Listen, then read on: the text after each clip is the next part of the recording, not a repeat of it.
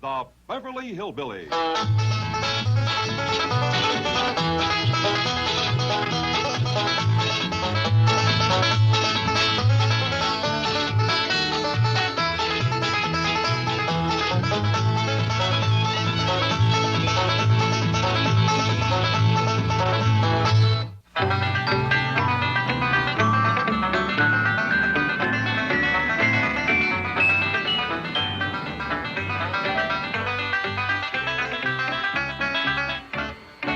Look out the window, everybody. We're flying over a right pretty town. That there's Washington, D.C. Anybody see the White House? Appears to be lots of White Houses down there. Would you fasten your seatbelts, please? Yes, ma'am. We'll be landing in a few minutes. You gonna feed us again before we land? I'm afraid there isn't time. You done had 4 meals and 3 snacks. Flying makes me hungry. But we've landed now. Landing makes me hungry, too. Will we go straight to the White House, Paul? I think so, Ellie. Quicker we give our money to the president, the quicker he can commence fighting smog. Sure hope we isn't down for supper. I'm starving. Jim, if that boy takes his meals at the White House, the president's wife will never get out of the kitchen. I can help with the cooking. No, Ellie, I'll do that. You make the beds and do the dusting. And Jethro, you can mow the White House lawn and rake the leaves. Let Ellie do that. President needs me for my brain. Oh, pooh. I'll likely be in the East Room or someplace sitting on his cabinet. You keep your feet off the president's furniture.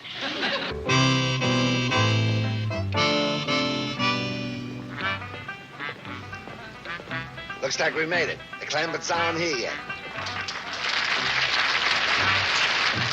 See you at the hotel. Shifty, what if they don't show up? They'll be here any minute. I checked their flight. How are you going to get past the guard? I'll handle it. It's important for the Clampetts to see me coming out of the White House. Okay, good luck, honey. Yeah.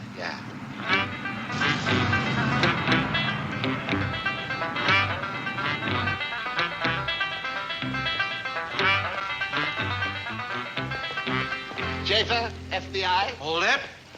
What is it? What? The president is waiting. What is it? I need to see your identification. You don't recognize me? Nope. Good. I told J. Edgar this was a perfect disguise. See you later. Hold it. Look, you're delaying high-level meetings. Now, what do you want? I want to see your pass. My pass? Of course. My pass, but... How do you know? I must have left it on the president's desk. I'll go get it. Hold it. Now, what is it? I can't let you in without a pass. Is that your final word? It is. Excellent. You have passed the test with flying colors. Congratulations. Now, let me see. Now, you are guard number 16, Eastgate. Gets A1 rating. The president will be pleased. Now, don't be surprised if there's a little something extra in your stocking at Christmas. Hold it. Now, look, you have proven your efficiency, my good man. Don't press your luck. I may drop you to a B+. Just candy canes and bubble gum in your stocking. Beat it. Beat it? Careful. One word from me, and you'll be guarding a government igloo in Iceland. I am going to count to 3. If you are not gone... Never mind. I think my pigeons have just flown in from the West Coast. Handy big house the president's got. Nice big yard, too. Lots of room for critters. Reckon he's got a garden and chickens? Likely out back. Well, here's all our stuff. Here you are, Mr. Taxi Driver. Thank you. Tell me, what time is the next public tour of the White House? 3 o'clock. Yes, remember that. I'm going to ask questions later.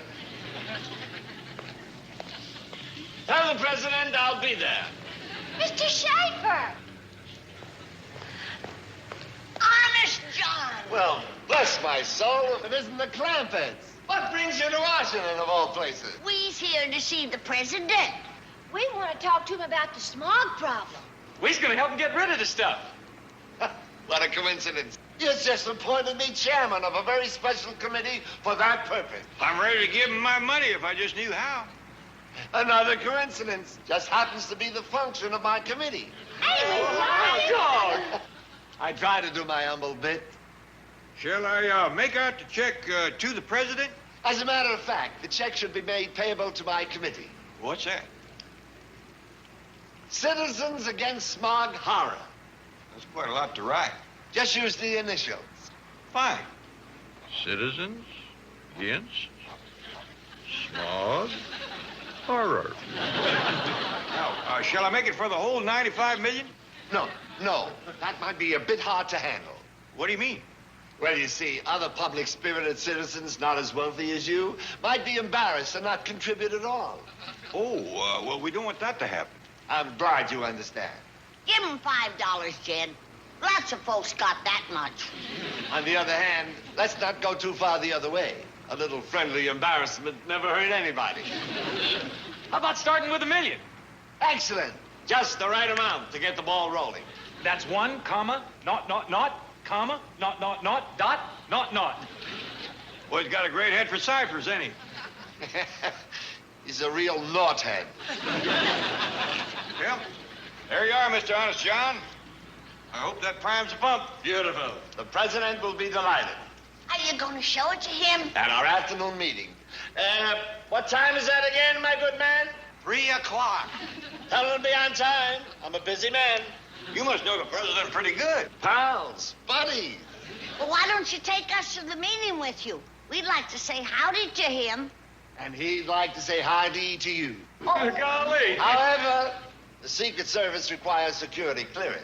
Will that take long?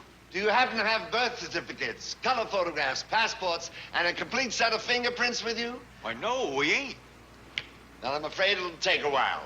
Meantime, I'll put you up at a nice, comfortable hotel. Here! Taxi!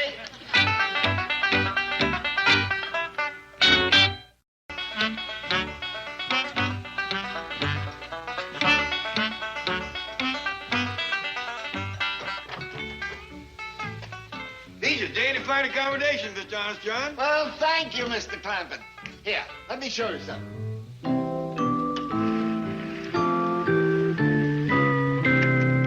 Here you have a magnificent view of the entire city of Washington. Well, ain't that pretty? Granny, Billy Mae. Mr. Honest John has fixed us up real nice here, ain't he? Well, it's all right, but it ain't like staying at the White House. Sure ain't. They got a kitchen over there where a fella can get a snack when he's hungry. Ain't we gonna get to stay at the White House at all? Ellie Mae, don't pay no attention to him, Mr. Honest John. He is acting awful pushy. Not at all. As soon as I have straightened out the matter of security clearance, I'm sure the president and his wife will issue you a formal invitation. Hot dog. Well, you tell them that they ain't taking in a family of freeloaders. We'll pitch in and help with the housework and the chores. I'll make that matter crystal clear to him. We're right obliged to you. Glad to do it. See you later, friend. Shifty, baby, how'd it go? Like $1 million. And here it is. $1 million. Beautiful. I can have us packed in 5 minutes. Wait a minute. Where are we going?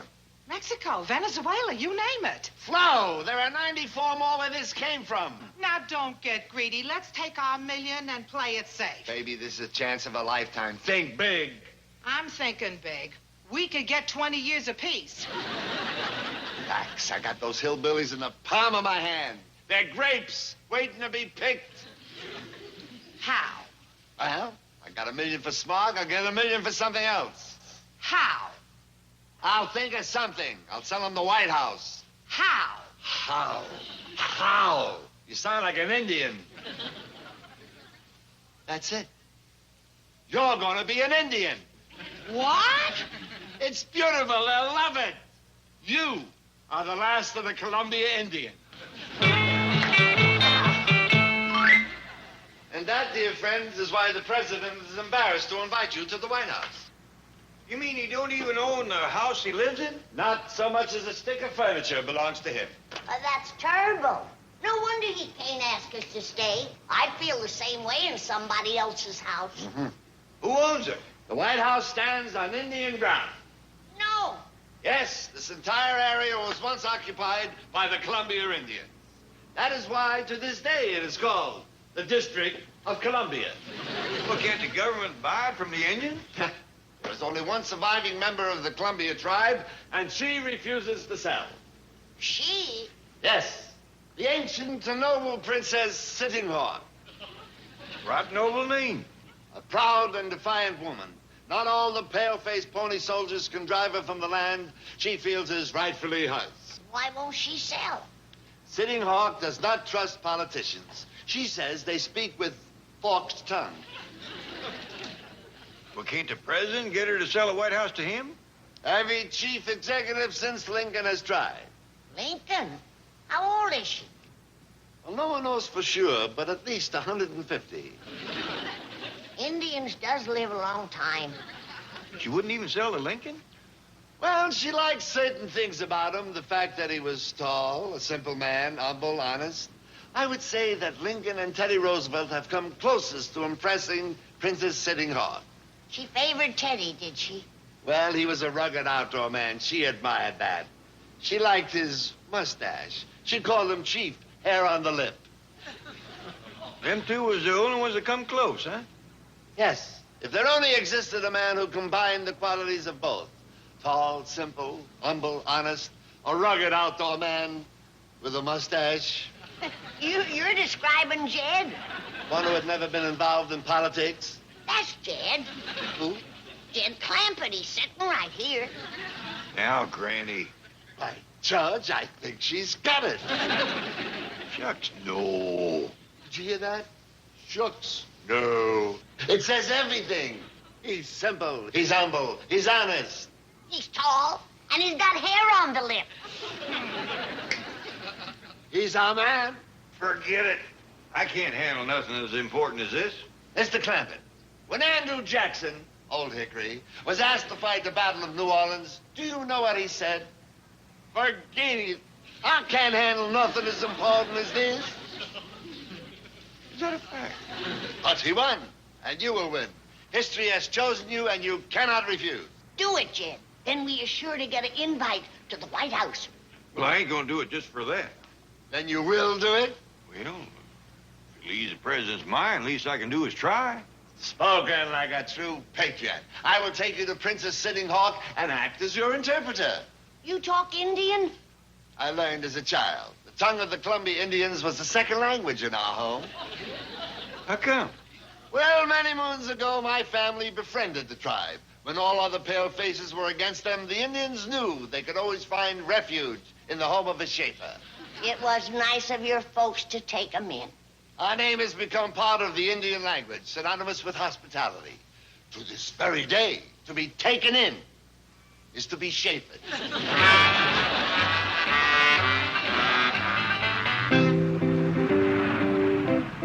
Look, Jed, I think I see her. Is that her, honest, John? Yep, there she sits in front of her lonely teepee.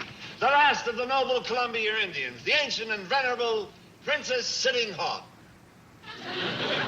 Does she sit there all the time? Day and night, winter and summer, rain or shine, she keeps silent vigil over her property. You think they'd let her stay in a White House? It's on her land. On the contrary, why, they have cannons to keep her out. Well, if that don't beat all. Cannons to keep out a poor old 150-year-old Indian woman. You can't hardly blame her for feeling spiteful. Is that why she wears all that war paint? Wouldn't you if somebody pointed cannons at you? Now, you have sympathy and understanding for her cause. She's going to like you. I feel it. Can we go talk to her now? I will ask her. Monongahela, Hiawatha, Nantucket, Pow-wow. Monongahela, Nicomas, How-wow. She has agreed to a powwow. Chattanooga. Choo-choo. Paleface, Cayuga. What'd you say? I told her you were very friendly. Good. Pale face. Sequoia. She says you're tall. She likes that. Pale face. Ponderosa. She likes your mustache. Pale face. Tippecanoe. Shoshone too. She says you're a combination of Lincoln and Roosevelt. That's right, Cayuga of her. Pale face. Potawatomi? No, Potawatomi. What was that? She wanted to know if you're a politician. Tell her I'm a farmer. Paleface, Manitoba. Ah. Ah, Tallahassee. She's very pleased. Tell her I'm a doctor. Pale-faced squaw, Zuni. Ah, Zuni. She's very impressed. I didn't get no Tallahassee out of her. Tallahassee. Tallahassee. That's better. Sass. Catchawan. She's invited us to sit down. Well, maybe we better get down to business. Ask her if she'll sell me the White House property. I'll do that. Yeah, tell her if she does, I'll do my best to chafer her. What? Take her into the White House. Oh, yes. But, Jed, we ain't been took in ourselves yet. Don't worry, dear friends. Before this day is over, I promise you will be thoroughly shapen.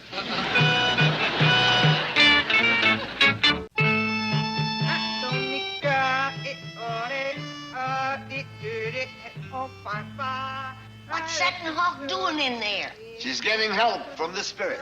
Well, she ought to lay off. Sounds like she's had enough.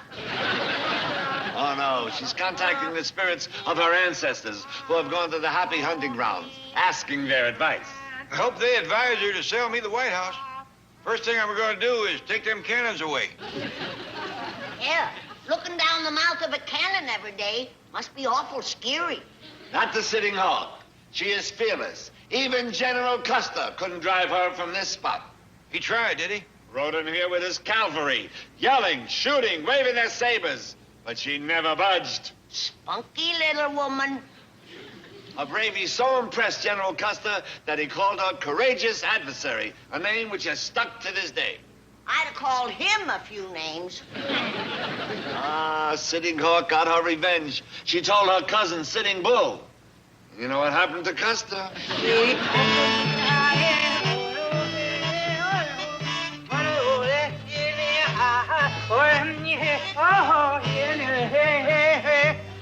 Waukegan. What's that? It's the deed to the White House. Oh, good. Sitting Hawk. Poughkeepsie. Paleface Wigwam. Sequoia. Manitoba. She has decided to sell the White House to the tall farmer. Oh, I'm right, Tallahassee. Ask her how much she wants for it. Yucca-lampum? Uno alligator. He and the spirits have arrived at the price of $1 million. Tell her it's a deal. Caracas. Venezuela. Write the check. Oh, shall I make it out to Sitting Hawk?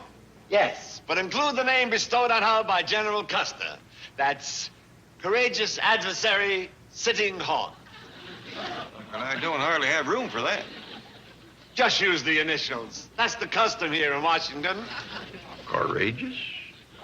Adversary? Sitting? Hawk.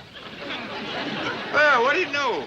Comes out just like the other check. C-A-S-H. What a coincidence. Ain't Sutton Hawk gonna get the money? Of course, but first I have to change it into beads for her. Here's your Waukegan.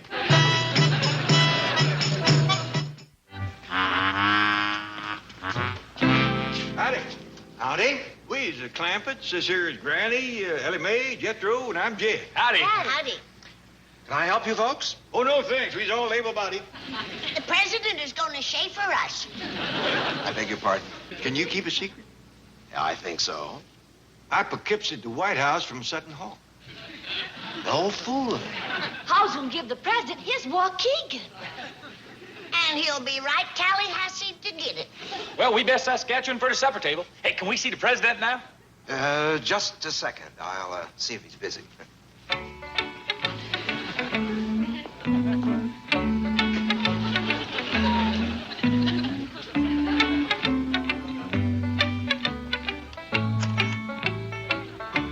Captain, Frank at the East Gate. I got 4 ding-a-lings here.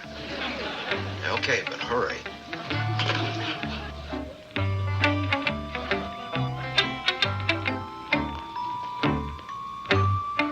What'd he say? He's sending a car for you. Oh, shucks, we'll walk. It ain't but a couple of 100 feet. No. You just stay right here. The president wouldn't have it any other way. Well, that's real Cayuga. Oh, he's very Cayuga. Do you notice anything familiar looking about Jed? Should I? He's Tippecanoe and Shoshone, too. Now that you mention it, he certainly is. It's being Sequoia and having a Ponderosa that does it. But he ain't no pot to what to me. Car's here. Look at that big fancy limousine. Yeah, we wasn't aiming to put on airs, but looks like the president won't have it any other way. He's gonna get Schaefered in style. Well, Chattanooga. Choo-choo. He talks it real good, don't he? Well, come on, everybody.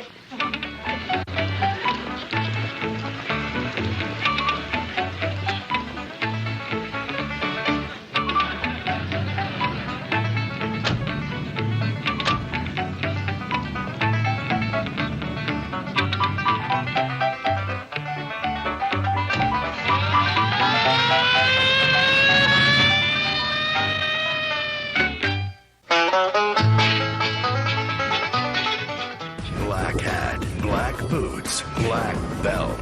Bad news for the bad guys. Walker, Texas Ranger. Weeknights at 6 on the Hallmark Channel. Let there be light! Their ancient struggles. We must have our strength. I could destroy you with a word. Became eternal stories. What could a man know of a god so mighty as to make all this? Egypt will starve. In the Beginning premieres tonight at 7 on the Hallmark Channel. Back now. Here. This has been a film